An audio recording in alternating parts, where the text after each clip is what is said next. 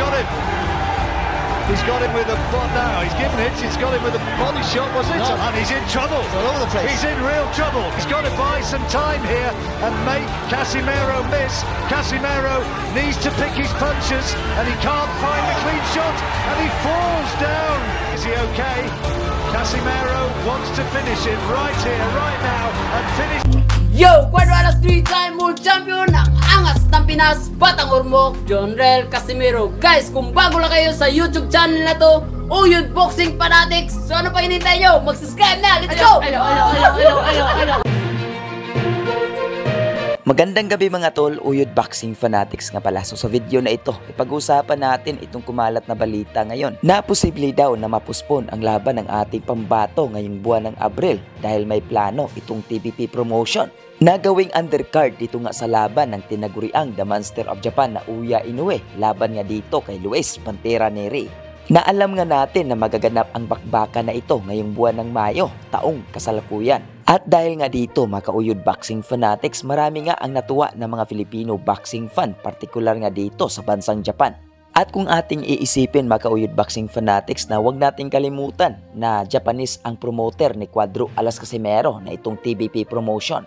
At kaibigan nga ito at kasangga dito nga sa promoter ni Uya Inoue. At tandaan natin mga Uyod Boxing Fanatics na kung ito ay gawin man nilang undercard itong si Cuadro Alas Casimero sa laban nga ni Uya Inoue versus Luis Nery, ay dahil hindi gaanong bibinta itong laban ni Luis Pantera Nery kontra nga dito kay Uya Inoue, partikular nga dito sa bansang Japan.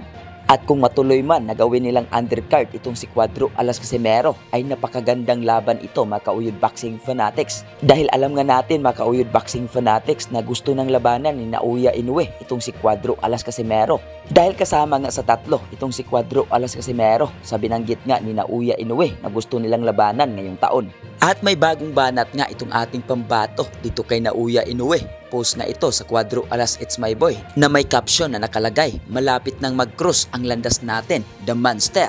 At may larawan nga itong nakalagay na parang sumabog ang mukha ni Uya Inoue nung matamaan ito ng malakas na left hook ni Cuadro Alas Casimero. So ano masasabi nyo dito mga Uyod Boxing Fanatics? Posible nga ba na magiging undercard itong si Cuadro Alas Casimero dito nga sa labanang Uya Inoue versus Luis Pantera Nery? Paki-comment sa baba ng ating mapupusuan at huwag kalimutan mag-like at mag-subscribe dito lang sa Uyod Boxing Fanatics. Oh, Casimero got him.